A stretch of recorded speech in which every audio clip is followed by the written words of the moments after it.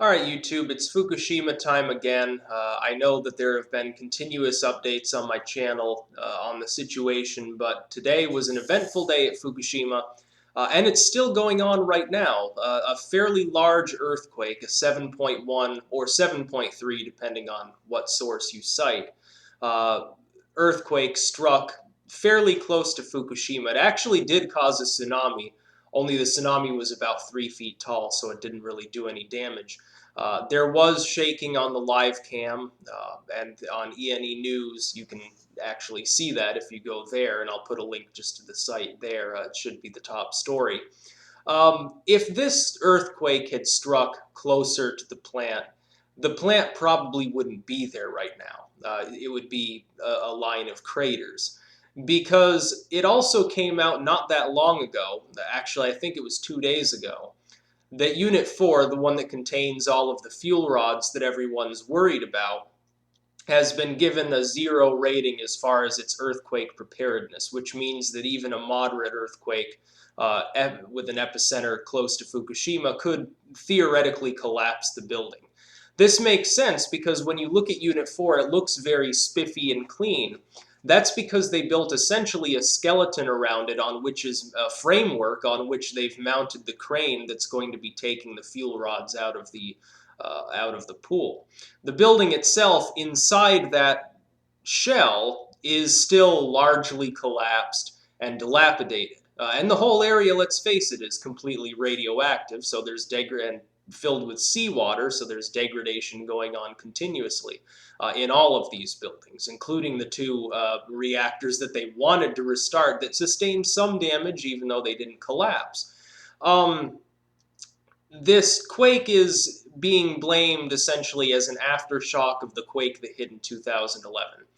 It's possible, and there were several smaller aftershocks afterwards. What's not clear is whether this quake, which would have been felt more weakly at the site because it was offshore, I think it was 200 miles offshore roughly. What's not clear is whether any damage was sustained on site. You're probably not going to hear anything about that because right now TEPCO is already worried about Typhoon Francisco hitting about 6 to 12 hours from now. By the time you wake up in the morning, Francisco will probably be about right over Fukushima. It is tracking directly towards it. It is still a powerful tropical storm. It may very well interact with Hurricane Lekima, which I think is a Category 3 still. And if that happens, then Francisco might be more powerful than even a tropical storm. It might absorb some strength from it.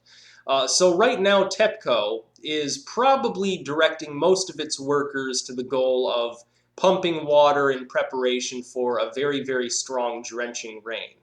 And even then, you can expect radiation to spike at the site because it does after even a small rainstorm. So if you think they have a lot of people looking around for quake damage, you're joking with yourself because they can't possibly spare that manpower. It came out also yesterday. Workers are alleging that basically TEPCO is advertising, high pay and there's no real danger, and then gets these people to sign the forms, and then they send them in there to be expendable grunts for a few days or weeks, and then sends them home while skimming their pay. You've got to understand, most of these workers, the TEPCO considers them completely expendable. They have no real reason beyond nationalistic honor, which, let's face it, with such a low morale at the site probably doesn't exist there among the little guy workers, to keep them actually working at their peak. TEPCO has mismanaged this site so badly that if this ethos that TEPCO uses, with continuous mistakes that are almost humorous in how stupid they are, if you applied it to any normal business, it would be an episode of The Office. That would be what you'd be watching. Um, it would literally be humorous if there weren't such risk involved, both to the workers themselves, even the higher-ups that are managing the site, they're still getting dosed with radiation. If it weren't so risky, all the things that they're doing there, it would be funny. The fact that there's so much, plutonium and uranium and all of these wonderful isotopes and melted down coriums and radioactive ruins on site, of course, keeps it from actually being funny. Unless your idea of funny is, yes, it collapses in the northern hemisphere, gets a good old dose, the same as they did back in the 1950s during weapons testing, which you can argue over the health implications of that as well. Unfortunately, this rather large earthquake, because let's face it, if it's over 7.0, it's a large quake, capable of doing significant damage. Even the fact that it was located offshore and the vibrations were less strong at the Fukushima site itself doesn't prevent the possibility that damage, or at least some sort of injury, was done to these buildings. You've got shaking going on. These buildings are already ruined. Unit 4 is a ruin right now. Only the skeleton outside of the building looks halfway structurally sound. They've had to prop up the building on the inside with supports just to keep it from tipping over.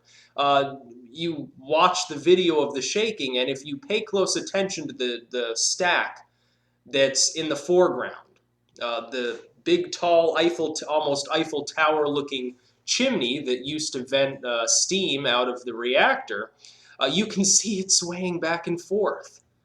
And it's already got cracked braces. Every little vibration at that site just brings things one step closer to the possibility of a collapse, which is something that people don't realize. They see, well, it's sat there for 2 years, more or less, 2.5 years now. And it hasn't, nothing's really happened there. There's been some steam coming out, and then that chimney measured 10 sieverts per hour, so, if a worker was up there, they'd be dead within minutes. But people look at the site and they say nothing's really changed. But if they've been paying attention to the news on the site, they've seen the radiation over the last few months has steadily increased. Lately, it's increased dramatically to the point where some of this waste that's being driven off-site by these typhoons is highly radioactive. If you were to ingest even a small amount of this matter, this basically silty wash that's coming out from the drainage on this plant, you probably would get cancer. It's that radioactive. They're measuring it in the tens of millions of becquerels per liter, I believe, at this particular drainage ditch. It's a very large amount, much more than in the storage tanks that have been partially filtered. But this earthquake does have the potential to have done some damage to the plant. The thing is, because TEPCO is so intent on focusing on Typhoon Francisco right now, they don't really have the manpower to check things out properly.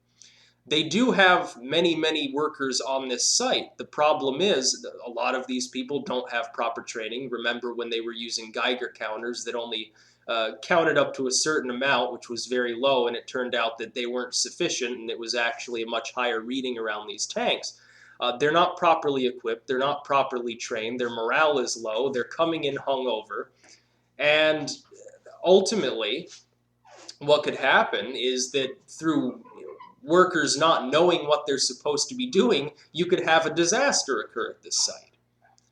So TEPCO swears that TEPCO already came out and said, well, we don't expect there to be any real damage to the site. It was only a 7.1 or a 7.3 earthquake. It's not going to cause any damage. That's not clear.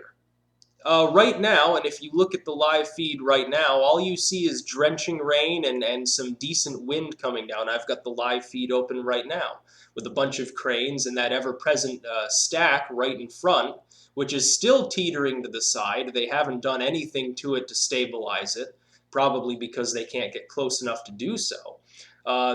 There's a crane line swinging back and forth wildly right in the foreground that's making me nervous. This site is really being managed into decay. I've already pointed that out. The TEPCO, what the hell are they going to do about the coriums? Are they going to go in with demolish the building and try to extract it from the ground? It's not going to happen. That would be like trying to walk into Chernobyl and grab the elephant's foot and put it on a wagon and cart it out the front door. It's not going to happen. The problem is that everything that happens at this site, every drop of seawater, every typhoon, every aftershock or earthquake or little seismic event, anything that happens here, number one, degrades the site further. And number two, has the possibility, Remote, yes, but still there, of causing a major disaster. People can go back and forth all day about, well, if Unit 4 collapses, well, will it be an earth-shaking destructive event, or will it be, business as normal? You can debate all day about how bad it will be. The thing is, the possibility of it happening is still there. It is possible that it will happen. Right now, there's rain on site. It's only going to get worse over the next 12 hours. If Hurricane Lekima keeps tracking basically on the course it's expected to take, it's going to block Hurricane Francisco from actually moving and stall it out right over Fukushima, or between Tokyo and Fukushima. That would be the worst case scenario when they've literally run out of storage room in these tanks. They're going to pump this material underground into tanks down there. What happens if they run out of room there? Water is just going to build up onto that site like a motherfucker, and it's going to flood the site. Have you ever seen quicksand? Soil or sand or silt that's been inundated and turned into a sort of putty by water. It's a very sticky mess, and trying to put something in it to keep it stable requires a great deal of effort. The problem being, there are already suggestions that some of the soil underneath this plant has already liquefied to that degree. It has already become essentially quicksand. And while a person may be able to get out of quicksand, if they're thinking clearly, because it does suck you down, but you can still get out of it. It doesn't drown you, by the way. Most people would just get stuck and then die of exposure. You don't actually sink down into it, go down 100 feet under the ground or anything. Buildings can't do that.